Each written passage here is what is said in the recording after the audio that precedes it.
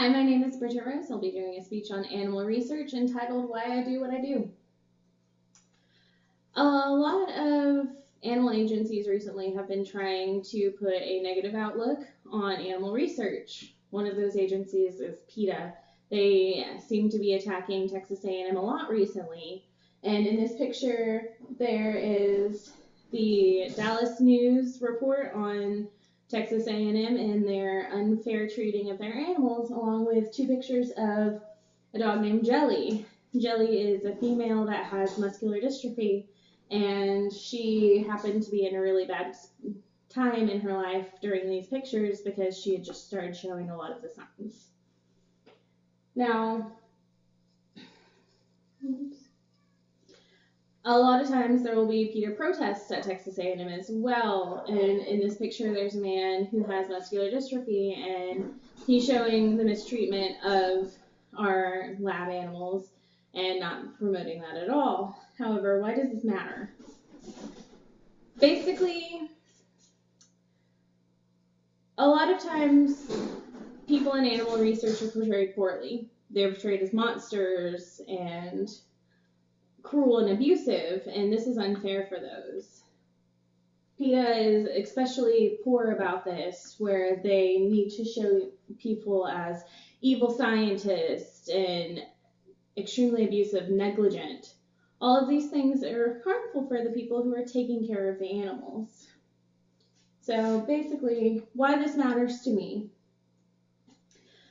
I work at Texas A&M as a research animal technician.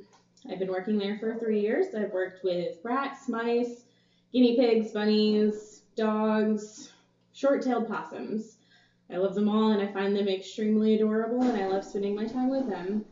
I spend most of my time cleaning kennels or changing out cages so that they have new clean cages to live in. They have health checks daily to make sure they're in good health and that they're happy, and we provide a certain amount of interaction for enrichment purposes. Basically, recently there's been a lot of these attacks toward the facility I work at, and it starts to hurt the caretaker themselves. And so reports like the Dallas Morning News calling us negligent and that we don't take care of our animals, that we're feeding them slop or gruel, when that's not true. We feed them a milled dog food that provides extra water so that they get their water intake on a daily basis so that we don't have to worry about them drinking because they have it in their food. And a lot of things like that are important, and people don't seem to understand what we do or why we do it. And PETA is really bad about making us feel bad about ourselves, but they do it in a very standoffish way where they will be at your facility and protest against you and yell at you and throw signs out that make you feel bad. And there are people behind these animals that put forth their entire lives to making them happy. And this is not something that we want to experience on a daily basis. So, as a caretaker ourselves, we put our heart and soul in what we do. We make sure that all of our animals are as happy as we can possibly get them, even though they may be doing things in the research that can't make them in the perfect condition.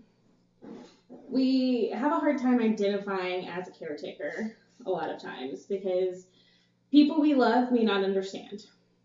It's hard for all of our caretakers to go to our families and friends and say that we work for animal research, when a lot of people don't understand that, yes, we work for animal research, but we work for the animals. We don't work doing any tests on these animals. We don't do that part of it. We are literally just there to take care of the animals and make sure that they're safe and happy. And we also suffer a lot from compassion fatigue, which is basically where we care a lot and we put a lot of our emotions into what we do, and it starts to wear us down after a while. And that is very difficult for us to get over. It makes it hard going to work. It makes it hard doing a lot of the daily duties that we typically do. So what can we do to improve this? Basically, sharing info can go a long, long way. when we inform the public about what's going on and how we're doing it and what we're doing it and why we're doing it, it can ease a lot of the unnecessary tension that we have.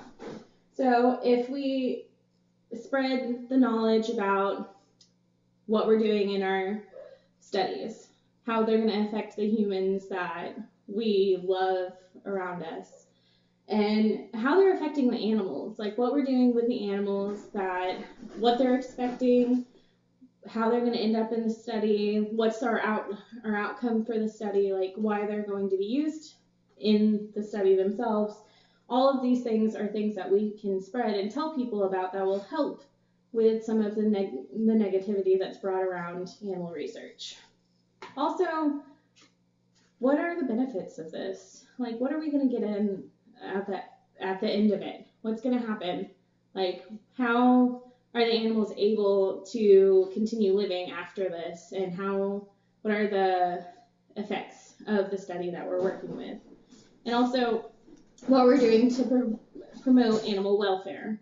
We do a lot for animal welfare. We make sure that all of the animals have toys and outside time and training time and treats and things that will make them feel like animals and be an animal other than just a test subject, and that's important for us. Also, another point I'd like to make is we are regulated. We are a regulated facility. We spend our time making sure that the 2 boards that we have that come in every so often, one comes in every 6 months, one comes in every 3 years, they make sure that we are adhering to animal welfare, adhering to all of the policies and procedures that we have laid down before us, and making sure that all of our protocols are up to date and considered humane. These are the things that regulate us to make sure that we are a good facility, that we're not doing anything bad to our animals, and that they are in a good position and in a good situation for us to be able to use them and for them to help us with our scientific endeavors. So this is a picture of Jelly again. And as you can see, it doesn't look very uplifting at all. She's drooling. That is unfortunately a side effect of muscular dystrophy. They do drool, but they can get around a lot. They are pretty fast runners, especially if you're not paying attention. They can walk a little funny sometimes, but I've never had one that hasn't been able to move at all. They've always been very mobile, and they're the sweetest creatures that I've ever met. They are always there to make you smile. They're always there, excited to see you. Trust me, I get excited barks every time I walk in with a bowl of food for them because they know they're about to get food and they're excited about it. This is not our Jelly. This is not what Jelly looks like to us. This is Ritzy. That's what Ritzy looks like. Ritzy always has a smile on her face. She lives in a kennel with her friend Philly, and they are the most energetic group of animals I've ever seen. They're always smiling. Philly always has a hug to give me whenever I see her and open up her kennel. This is what I'm used to. I see smiles every day. I see joy and happiness, and they make my day better, even though I'm not the one that's there. Like, I'm the one that's there for them. They're not there for me, but they always make my day better. So basically what I'm saying is our animals are loved so much, and all of the negative publicity that comes with animal rights groups trying to make us feel bad is taking a toll on the caretakers themselves. So we have to take care of our animals, but we also need to take care of us as well. And having a better outlook on animal research will help them. Any questions? Yep.